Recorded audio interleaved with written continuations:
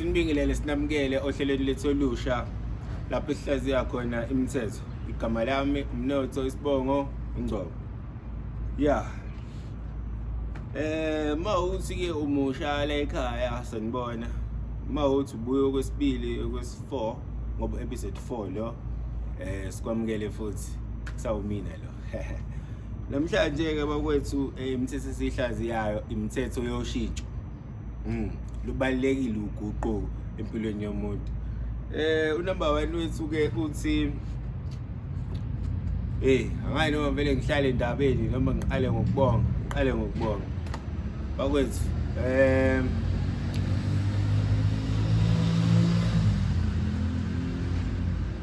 abanye sebeyazi sebejwayele kodwa ngizoyilungisa. Bakwethu sithanda ukubonga nje for 1442 subscribers. Yabo leyo nto leyo kuyakhula bafowethu kancane khona la sibheke khona. Bengicela ungasubscribe ukuthi subscribe ngale episode leyo mawuyibuka uyilike uyishare ucomment bakwethu uvumelekile ucomenta usho mhlawumbe okunye ongafisa ukuthi ukubona. Asihlale udabeni ke bakwethu. So imithetho yoshintsho namhlanje iyo ke sihlaziyayo. Number 1 wakhona uthi ngeke ukwazi konke ngoba naleminyaka onayo misha kuwe. Okay. Lana ngizama ukuveza ukuthini ke?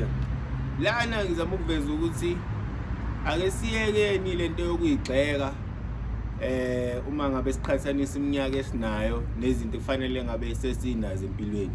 Ngoba yini na? Kona ke ngiqale ngisho ukuthi ngiyavuma ukuthi ulwazi alukhulelwa.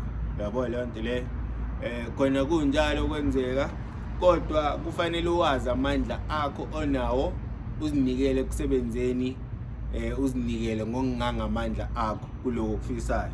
Yabona bese ukuthi okunye kulawulwa ukuhamba kwesikhathi. So ngikhulula abantu kule micabango leyo kuhlezi uzahlulela uma ngabe uziqhathanisa nontanga uma ngabe ubuka neminyaka onayo ukuthi okay mele ngabe manje sekuno 1 no 2 mele abe ngikaniwe mele abe ngikaniwe mele abe kunemoto siphuma emakhaya angafani kanti ke nohambo lethu alifani noma imphumela singasho ukuthi iyafana ngokuthi sonke sifuna impilo engcono kodwa uhambo lethu alifani yabona lona. So zama ukuthi ungazixakanisi kakhulu ngezinto akwazi ukuzilawula.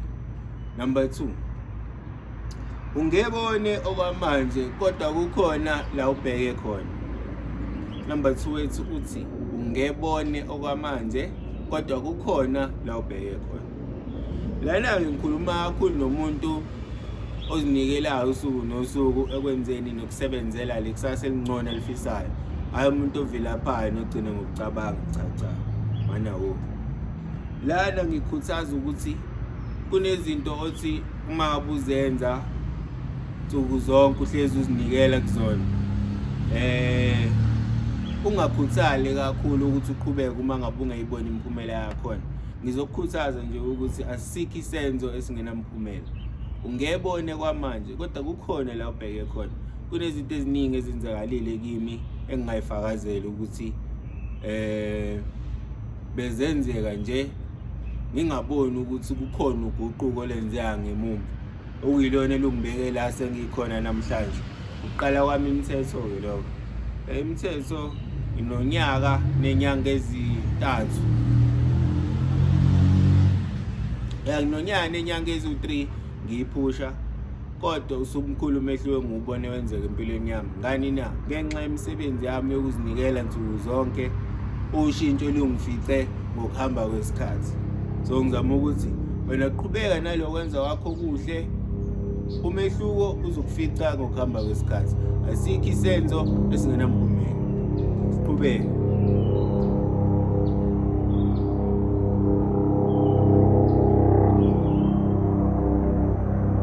Ngixolele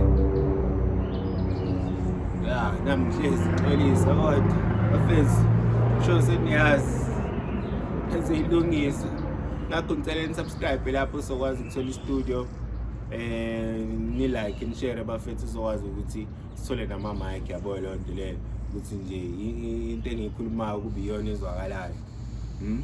Yes. So uthi-ke unumber 3 wethu, vikela ingane ekhula phambi kwakho ingafundi okubi kukhona. Vikela ingane ekhula phambi kwakho ingafunde kubi kuwe incane. Ingafundi okubi kuwe incane. Sisho njalo isizulu. Okay. Bafethu, singavumelana-ke sisho ukuthi kule ndawo esikhula kuzona nemphakathi siphila ngaphansi kwayo kunezinto ezenziwa abantu abakhulile phambi kwengane ezigcine ziba umthelelo omubi ngendlela zona ezikhula ngayo. Uyabona? Ngoba kunezinye zezinto mhlambe nawe nami engibe exposed kuzona ngisemncane kwaya mangikhula zaba ingxenye yempilo yami ngenxa yokuthi ngangiyibuka zenziwa ngaba nesithombe sokuthi okay yona ndlela yokuphila. Lana-ke ngiluleka abantu, ngikhuthaza abantu ukuthi baqikelele kakhulu izinto abazenza phambi kwey'ngane nabazifundisa iy'ngane ey'ncane. Ngisho athi ingane awunayo, yabo lona, kodwa kumqoka ukuthi ube isibonelo esihle kulabo abakhula phambi kwethu, ngoba sizama ukunciphisa iningi labantu abangazazi ukuthi babhekephi nanokuthi bangawazi amandla abanawo okulawula iy'mpilo zabo. Kunabantu abaningi abangaphila ngaphansi kwezimo abafakwa zona abangani nanokulutheka ngenxa yobungane nokungazi. So ngandisa-ke kuloko kuthenini ake sivikele iy'ngane ey'khula phambi kwethu, ingafundi okubi kuwe isencane. Yes. Yeah. Number 4 uthi khulula inhliziyo okudala wamukele okusha. Zama-ke mfethu ukuthi kuwo konke okwenzakalayo osukwini noma wazi ukuthi okunye uyakulawula okunye awukulawuli, ungazikhathazi kakhulu ngosekwendlule. Vula umqondo, ungahlezi uphila esikhathini esendlule futhi esakuphatha kabi. Yabo leyo nto leyo. So kunabantu namhlanje abanganeme ngoba ubani wamona wangaxolisa. Yabo leyo nto leyo. Lapho-ke wena uzincisha injabulo yakho nokuya phambili ngenxa yento eyenziwa omunye umuntu, futhi naye sekuthola ukuthi usewakhohlwa, akasenandaba nje nokuthi wenza leyo nto. Uyabona? So ngiyakukhuthaza-ke ukuthi khulula okudala wamukele okusha, ngoba ezinye zey'nhlanhla zakho zilele ekwenzeni kwakho izinto ey'hlukile kunale ndlela obuwenza ngayo kuqala. Uyabona? So ungabambi inhliziyo, ungabe umuntu obuswa amaqhubu nokungazethembi, ngoba uma ukanjalo unikeza omunye umuntu lo wakona amandla ukuthi alawule injabulo yakho, ngoba mayifika njalo kusho ukuthi wena uzodinwa.